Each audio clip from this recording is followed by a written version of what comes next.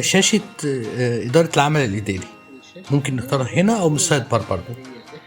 من هنا بنعمل كل الأعمال الإدارية داخل هنا اللي احنا بنسجل فيها العمل الإداري المطلوب ان انا اعمله او اللي انا طالبه من حد، وليكن حاجة شبه ان احنا نعمل انابة لدعوة تانية، اكتب التاريخ وبكتب النوع العمل الاداري والمحكمة ومين اللي هيقوم بالعمل ده والنتيجة، او اي ملاحظات، ولو في اي ارشيف برضو صورة الحكم صورة لاي حاجة ممكن برضو بحطها هنا.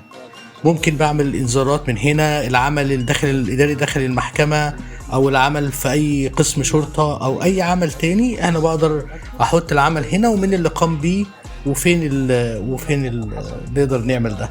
وكالعادة برضو نقدر نعمل تعديل لأي داتا دخلت أو ممكن نعمل إلغاء.